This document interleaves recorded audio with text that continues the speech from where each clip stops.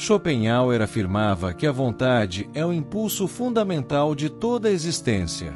Somos guiados por carências e anseios que jamais nos deixam em paz. A fome nos obriga a nos alimentar, o esgotamento nos conduz ao repouso, e o desejo nos impulsiona a buscar prazeres, vínculos e realizações. Contudo, nunca estamos plenamente contentes. Assim que satisfazemos uma necessidade, outra surge imediatamente. Comemos, mas logo a fome retorna. Descansamos, mas despertamos fatigados. Alcançamos algo que almejávamos, mas logo percebemos que não foi o bastante. A vida é um ciclo interminável de insatisfação, uma corrida em que jamais atingimos a linha de chegada. Quer um exemplo prático?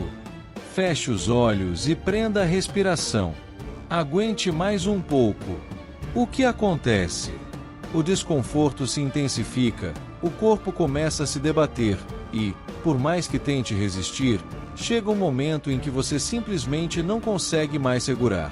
O ar entra à força e você percebe que nunca teve escolha.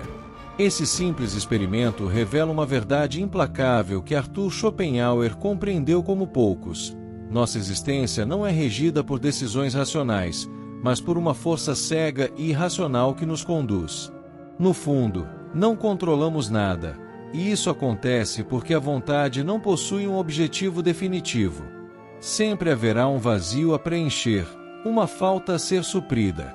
Diferentemente do que costumamos acreditar, a felicidade não é um estado permanente ou uma condição estável. Oscilamos incessantemente entre o desejo e o tédio, presos em um movimento constante que Schopenhauer denominou o pêndulo da existência. Imagine um pêndulo. De um lado está o desejo, a carência, a angústia de não possuir aquilo que almejamos. Passamos a maior parte do tempo nesse estado, desejando mais dinheiro, mais prestígio, mais reconhecimento. Acreditamos que, ao concretizar nossos objetivos, finalmente encontraremos a felicidade. No entanto, quando atingimos a meta, o que ocorre? O pêndulo balança para o lado oposto, o tédio. Aquilo que antes parecia indispensável torna-se trivial, e logo um novo anseio surge, reiniciando o ciclo interminável. Se o desejo nos impulsiona, a dor é o que confere valor ao prazer. Parece contraditório, mas reflita: o prazer só existe como alívio de um sofrimento anterior. Comer é gratificante quando estamos famintos. Beber água é reconfortante quando estamos sedentos. Encontrar o amor parece sublime após um longo período de solidão. O prazer só é significativo porque vem após a privação. Se nunca experimentássemos fome, comer não teria graça. Se jamais sentíssemos cansaço, repousar não traria conforto. Se nunca fossemos solitários, a companhia de alguém não pareceria especial. Essa é a grande ironia da existência. Necessitamos do sofrimento para valorizar os breves instantes de alegria. Contudo, passamos a vida tentando erradicar a dor, sem perceber que, ao fazer isso, também eliminamos a possibilidade de experimentar prazer genuíno. Queremos conforto, segurança e estabilidade, mas, ao conquistar tudo isso, somos tomados pelo tédio e retornamos à busca por novos desafios. É por essa razão que tantas pessoas bem-sucedidas, que aparentemente têm tudo, ainda se sentem vazias. O milionário, após adquirir tudo o que desejava, percebe que a riqueza não lhe trouxe a felicidade esperada. O artista renomado, mesmo após alcançar o reconhecimento mundial, descobre que a satisfação é efêmera.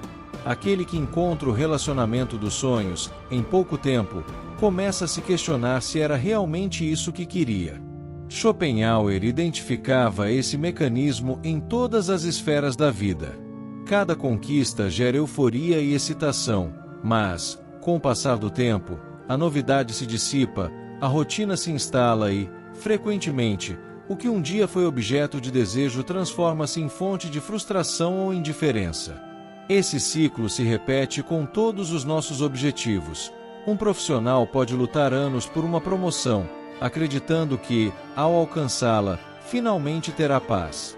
Contudo, ao obter o cargo desejado, percebe que surgem novas pressões e responsabilidades, e a satisfação logo se esvai, dando lugar a novas ambições. Da mesma forma, alguém pode ansiar pela aposentadoria, sonhando com o descanso definitivo, mas, ao se aposentar, descobre que a ociosidade traz um vazio inesperado. O pêndulo jamais cessa seu movimento. Isso significa que a felicidade é inalcançável. De certo modo, sim. O que chamamos de felicidade nada mais é do que um breve alívio entre duas insatisfações. Se vivemos acreditando que o propósito da vida é buscar a felicidade, qual seria a saída? Para Schopenhauer, a única forma de escapar desse ciclo seria abandonar os desejos e cultivar um estado de contemplação e desapego.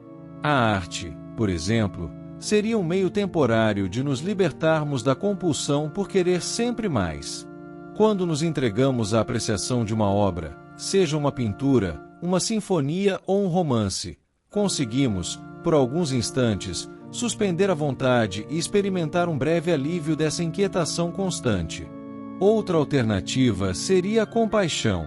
Ao reconhecer e compartilhar o sofrimento alheio, conseguimos, em certa medida, amenizar o nosso próprio tormento.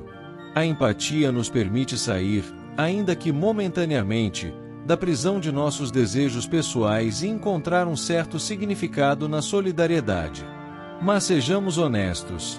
Quantos de nós estamos dispostos a renunciar aos nossos anseios? Quem realmente consegue viver sem buscar prazer, sem se apegar a sonhos ou sem tentar escapar do tédio? A verdade é que a maioria de nós continuará oscilando, prisioneira do mesmo mecanismo que nos mantém permanentemente insatisfeitos. A melhor saída talvez seja compreender e aceitar a natureza desse jogo. Se entendermos que a felicidade é apenas um intervalo fugaz entre duas frustrações, podemos deixar de persegui-la como um estado duradouro e, em vez disso, aprender a valorizar os pequenos momentos de alívio. Se aceitarmos que nunca estaremos completamente satisfeitos, podemos parar de nos torturar com essa busca incessante e, ao invés de lutar contra o pêndulo, aprender a oscilar em harmonia com ele.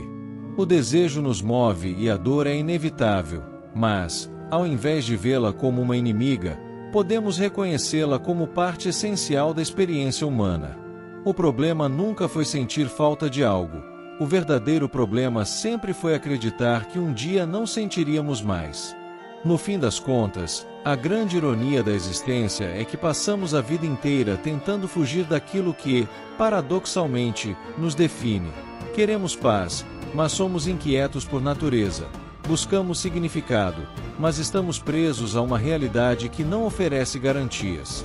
O pêndulo nunca para, e talvez a única atitude sensata seja observá-lo com um sorriso cínico, sabendo que, por mais que tentemos nos iludir, a verdade continuará implacável. Você nunca estará satisfeito e jamais terá controle absoluto.